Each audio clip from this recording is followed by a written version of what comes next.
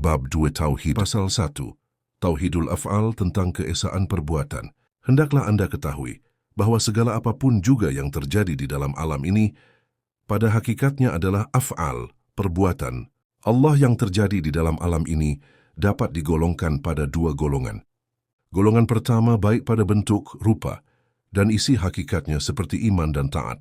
Golongan kedua jelek pada bentuk, rupa, namun baik pada pengertian isi, hakikat, seperti kufur dan maksiat.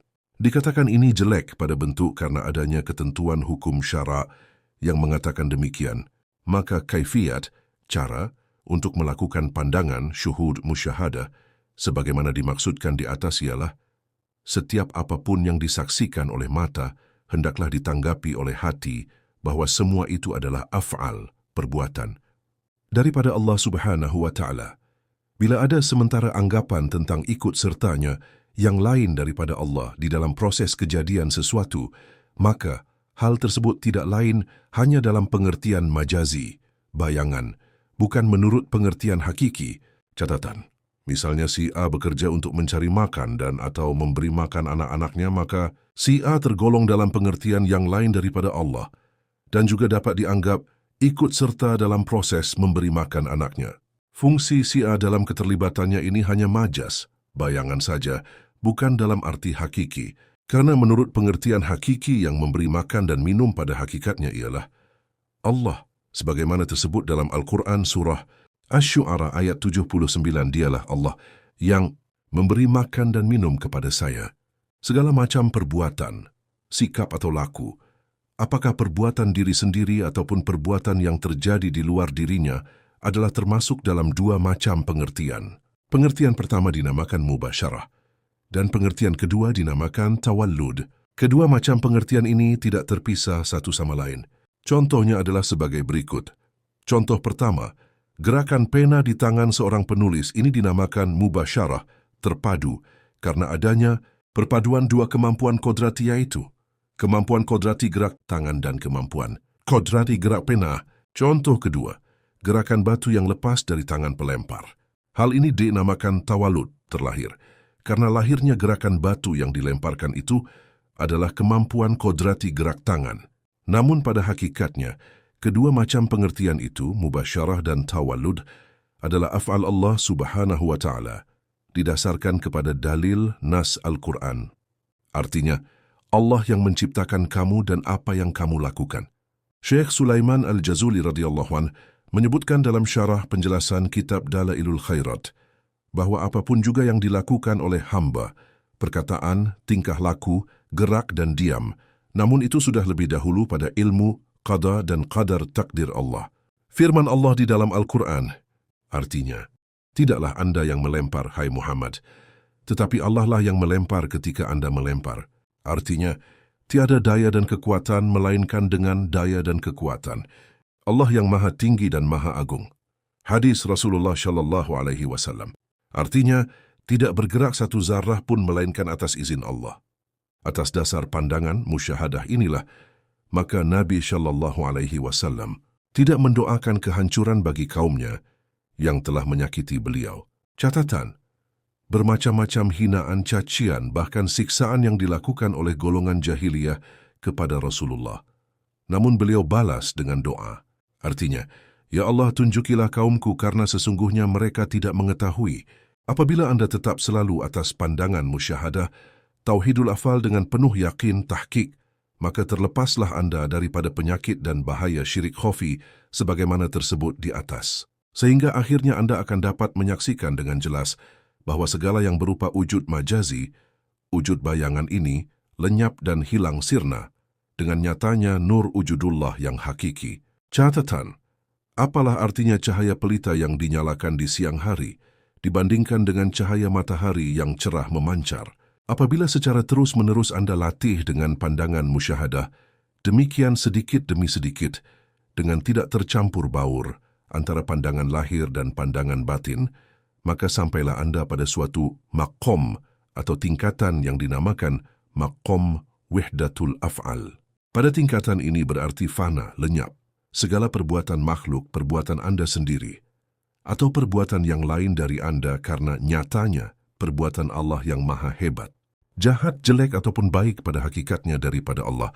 Sebagaimana saya kemukakan di atas berkali-kali, bahwa segala macam perbuatan, kejadian, peristiwa apapun yang terjadi pada hakikatnya adalah perbuatan Allah Subhanahu wa Ta'ala. Yang jahat ataupun yang baik. Kita katakan demikian karena didasarkan atas keterangan hadis Rasulullah Shallallahu Alaihi Wasallam di dalam doa beliau. Artinya, Ya Allah, hamba berlindung kepadamu dari segala kejahatan yang datang daripadamu. Akan tetapi bagi hamba, masih ada yang dinamakan usaha ikhtiar. Namun sebenarnya usaha ikhtiar itu sendiri, menurut paham ini, tidak memberi bekas, tidak menentukan. Pada usaha ikhtiar inilah ta'alluq hukum syara, berlakunya hubungan perintah dan larangan, tetapi Allah jualah yang memberi bekas atau menentukan. Iktikad ini dinamakan iktikad mazhab Asy'ariyah. Iktikad yang demikian ini adalah iktikad yang makbul, dapat dipegang, dan yang dapat menyelamatkan dari bahaya dunia dan akhirat. Hanya saja tingkat ini masih belum dapat mencapai suatu martabat kasyaf, tingkat pandangan tembus cerah dalam arti hakiki, karena masih adanya apa yang mereka sebutkan usaha ikhtiar dari hamba, sehingga dengan demikian berarti masih dalam keadaan ghisyawah, tertutup. Menurut pengertian wihdatul afal yang kita maksud. Catatan, pembangun mazhab ini ialah Imam Al-Asy'ari radhiyallahu anh. Beliau ternyata berjasa besar dengan menyusun ilmu kalam, ilmu tauhid yang sampai sekarang dipakai oleh hampir seluruh umat Islam di dunia. Beliau juga tercatat sebagai pembangun Ahlus Sunnah wal Jamaah. Keempat, Ahlul Kasyaf, kelompok yang berpandangan tembus cerah kepada Allah. Kelompok ini adalah suatu kelompok yang sudah terbuka segala dinding hijab, serta tembus pandangan, serta pengertian mereka terhadap keesaan Allah Subhanahu wa Ta'ala, karena mereka memandang musyahadah bahwa segala macam peristiwa ini pada hakikatnya perbuatan, af'al, Allah yang disandarkannya kepada hamba. Misalnya, kalam pena di tangan seorang penulis kemudian timbul hurufnya karena goresan pena. Kalam pena tersebut pada hakikatnya tidak mempunyai kemampuan apa-apa untuk membuat huruf tersebut. Semua huruf itu adalah dari si penulis pemegang pena. Begitulah sebenarnya apapun juga yang terjadi di dalam alam ini, pada hakikatnya perbuatan Allah Subhanahu wa Ta'ala. Catatan, Ahlul Kasyaf bukanlah suatu golongan tertentu sebagaimana mazhab-mazhab lain. Mereka sebenarnya adalah suatu kelompok di dalam lingkungan mazhab Ahlus Sunnah wal Jamaah yang tetap mempertahankan pendirian syariat yang berhakikat dan hakikat yang bersyariat. Hal ini dapat dibuktikan terhadap diri pengarang kitab Ad-Durrun Nafis, bahwa beliau tetap bermazhab Syafi'i dan iktikadnya adalah Asy'ari. Ada sementara orang berpendapat bahwa paham mereka ini termasuk Jabariyah.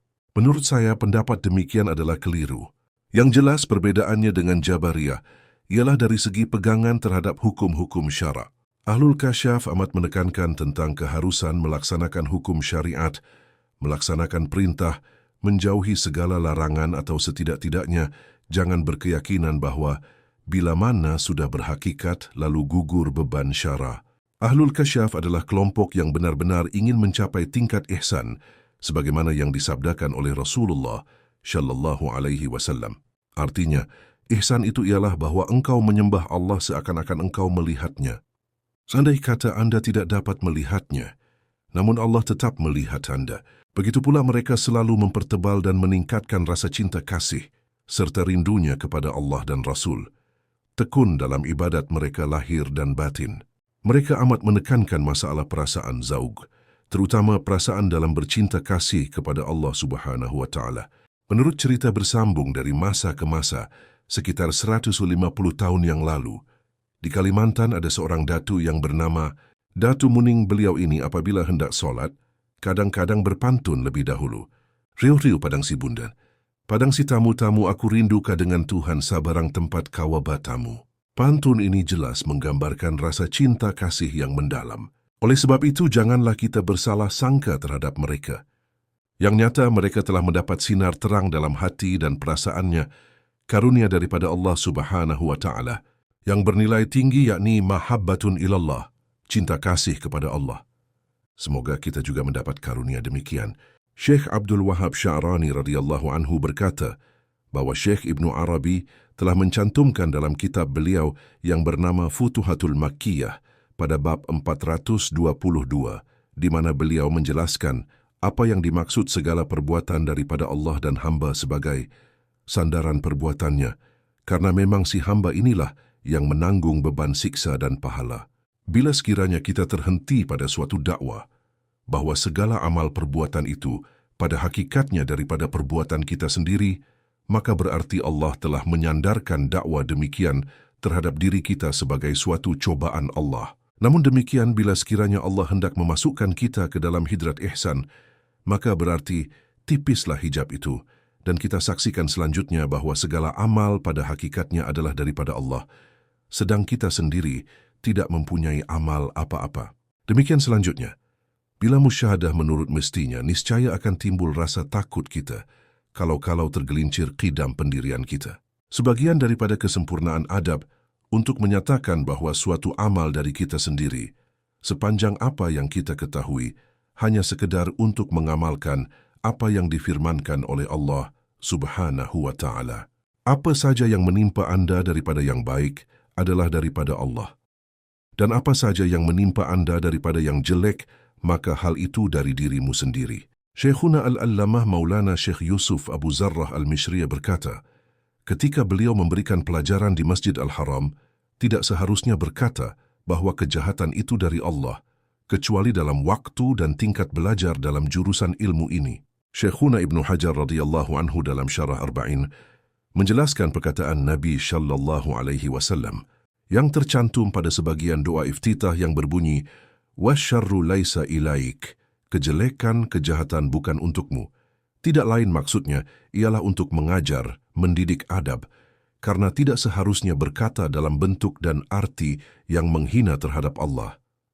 Syekh Abdul Wahab Sya'rani Qaddasallahu Sirrah pernah mengajukan pertanyaan kepada guru beliau, Syekh Ali Al-Khawas, apa maksud yang sebenarnya pengertian usaha ikhtiar yang dinyatakan oleh Imam Asy'ari, Asy'ariyah.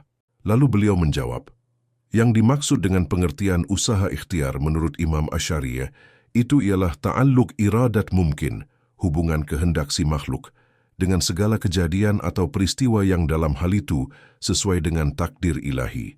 Manakala terjadi ta'alluq iradat dengan takdir Tuhan, mereka sebutkan hal itu dengan nama usaha ikhtiar. Bagi mukmin atau makhluk, pada makna sedang mengambil manfaat dari usaha ikhtiar itu sendiri adalah sudah ada pada takdir. Selanjutnya, Syekh Abdul Wahab Sya'rani berkata, aku pernah mendengar perkataan guruku Syekh Ali Al-Khawas. Kata beliau, semestinya setiap orang harus sudah mengerti perbuatan makhluk tidak memberi bekas itu adalah sepanjang keadaan takwin menurut hukum semata-mata.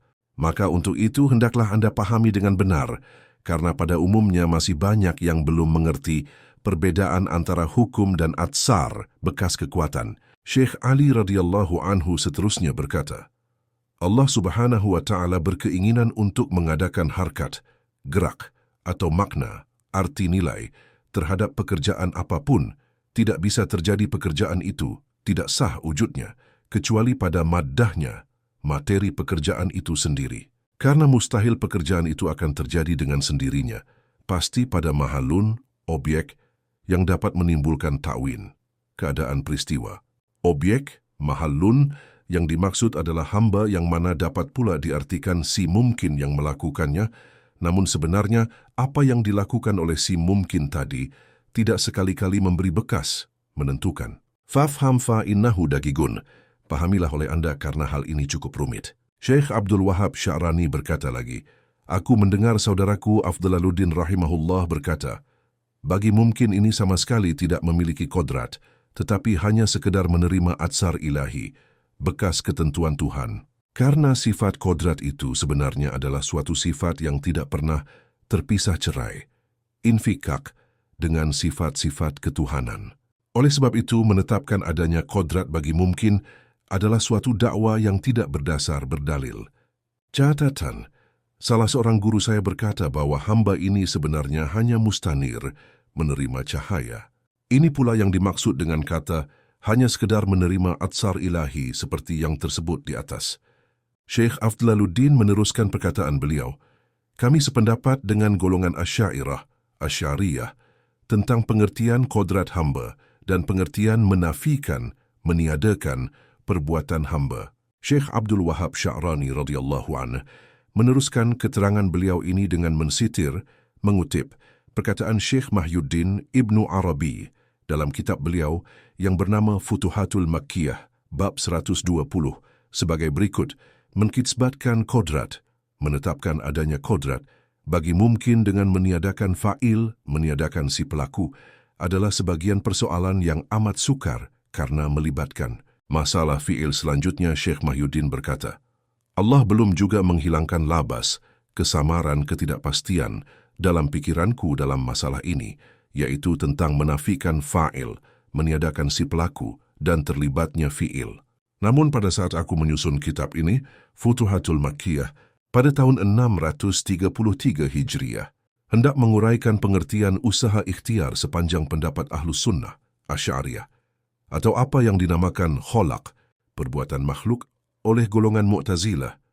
Maka Allah memberikan taufik kepadaku dengan membukakan pandangan yang cerah, kasyaf, tentang mula-mula terjadinya makhluk sebelum ada makhluk lain kecuali Allah. Allah Subhanahu wa Ta'ala berfirman kepadaku di dalam sirku, tingkat perasaan yang paling dalam, firman-Nya, perhatikan olehmu pada mula-mula kujadikan makhluk, adakah pada waktu itu terdapat labas dan heran? Jawabku, tidak ya Tuhan, firman-Nya. Begitulah yang terjadi terhadap segala yang baharu, muhaddas, tiada seorang pun yang dapat memberi bekas, menentukan, akulah Tuhan yang menjadikan segala asya, sesuatu, di samping sesuatu yang lain tanpa sebab, sebagaimana kujadikan nafakh, tiupan roh, pada Isa atau Ta'win Thoir, menyusun kembali tulang-tulang burung yang berserakan. Kemudian aku bertanya kepadanya, ya Tuhanku, kalau demikian maka berarti Engkau sendirilah yang dikhitab, sasaran pembicaraan, sehubungan dengan firman-Mu lakukan atau jangan lakukan, maksudnya perintah atau larangan. Firman-Nya, andai kata ku perlihatkan kepadamu sebagian ilmuku, maka haruslah engkau dengan penuh adab, tertib. Karena hidratku ini tidak senang dengan adanya banyak tanya tentang perbuatanku sebagaimana ku katakan. Allah tidak ditanya tentang apa yang diperbuatnya, namun mereka tetap ditanya. Selanjutnya Syekh Abdul Wahab Sya'rani berkata, Fata'ammulhu fa'innahu nafisun. Renungkanlah karena sesungguhnya masalah ini indah sekali. Oleh sebab itu, maka tetaplah bermusyahadah pada maqam Tauhidul Afal ini. Insya Allah Anda akan sampai kepada tujuan Anda, yaitu sampai kepada Allah Subhanahu wa Ta'ala dan keridhaannya. Memang diakui bahwa maqam tingkatan Tauhidul Af'al ini bagi orang yang arifin, sempurna makrifatnya, masih merupakan tingkat yang terbawah, karena tingkatan ini adalah salah satu tingkatan yang selanjutnya akan kita jelaskan berikut ini. Di antara orang-orang yang sampai kepada Allah, ada di antaranya yang dinamakan majzub, ditarik oleh Allah ke hidratnya dengan suatu kejutan, sehingga orang demikian dapat tahu, mengerti tentang zat, sifat, asma dan af'al Allah Subhanahu wa Ta'ala tanpa lebih dahulu menerima pelajaran dari seorang guru, syekh, dan tanpa melakukan latihan-latihan, riyadah. Catatan, perkataan majzub dapat pula diartikan, dialiri oleh daya magnet, daya tarik, seperti sebilah jarum yang tertarik oleh sepotong besi berani. Tetapi hal ini jarang terjadi. Dengan tingkatan maqam, Tauhidul Afal itu akan dapat mencapai natijatus suluk dan samarahnya. Natijatus suluk, hasil perjalanan, samarah, buah. Yang dinamakan salik, orang yang berjalan, ialah orang yang penuh dengan kesungguhan dan ijtihad, ketekunan, melaksanakan ibadah kepada Allah. Penjelasan tambahan tentang Tauhidul Afal pasal 1 bagian 2. Pada beberapa titik persoalan di dalam pasal ini, telah pula saya tambahkan beberapa catatan dan penjelasan sekedarnya dengan suatu maksud agar persoalan yang tertera di dalamnya akan tambah jelas. Hendaklah diketahui bahwa karangan susunan kitab ini cukup padat isinya, meskipun oleh pengarangnya sendiri sering terdapat kalimat yang berulang-ulang. Karena kepadatan itulah, kadang-kadang timbul salah pengertian, yang berarti salah pemakaian dan tanggapan.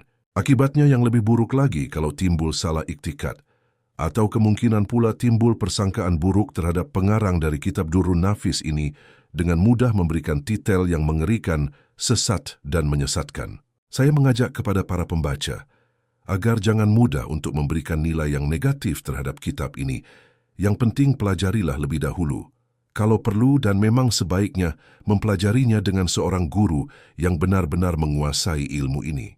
Apabila timbul keinginan untuk mempelajarinya, umumnya kitab-kitab tasawuf, maka ada beberapa faktor yang perlu kita persiapkan. 1. Jangan berburuk sangka, suudhon, karena dengan modal buruk sangka, bagaimanapun juga akan tetap memberikan nilai buruk. Meskipun ada kata-kata yang baik dalam kitab Durrun Nafis, namun bisa saja akhirnya diulas dengan kata-kata yang menimbulkan kesan-kesan negatif terhadap ilmu ini. 2. Menerima dan mengakui bahwa ilmu tasawuf adalah salah satu cabang keilmuan di dalam ajaran Islam. Untuk apa membacanya kalau di hati sendiri sudah menolak kehadiran ilmu tasawuf? Fakta sejarah yang tidak mungkin ditolak, bahwa ilmu tasawuf adalah ilmu yang sudah berkembang dan hidup ribuan tahun. Selama itu pula lah ilmu ini mengalami tantangan, namun dia tetap hidup dan berkembang di seluruh dunia Islam. 3. Tetap berpegang kepada hukum syariat. Apabila ada ajaran yang mengatakan bahwa ajaran itu adalah ajaran tasawuf yang asli dan sejati tetapi meninggalkan hukum syara, maka jelaslah ajaran yang sesat. 4. Rajin melakukan latihan-latihan. Masalah tasawuf adalah masalah kejiwaan. Seakan-akan kita berjanji dengan diri, maka mulailah kita mempelajari ini, yang insya Allah akan sampai kepada tujuan yang dikehendaki. Perbedaan prinsip antara Jabariyah dengan Ahlul Kasyaf. 1. Maksiat dan taat, kufur atau mukmin, kedua-duanya daripada Allah. Jabariyah, maksiat dan taat pada dasarnya adalah sama karena kehendak Allah. Si hamba tidak dipersalahkan atas maksiatnya apabila dia beriktikad bahwa maksiat itu perbuatan Allah sendiri. Sedangkan Ahlul Kasyaf, maksiat dan taat, kufur atau mukmin, kedua-duanya daripada Allah, kehendak Allah, sebagaimana firman Allah. Artinya, ia sesatkan siapa yang dikehendakinya dan diberinya petunjuk orang yang dikehendakinya. Rugi siapa yang disesatkannya. Beruntung siapa yang diberinya petunjuk, iman dan taat.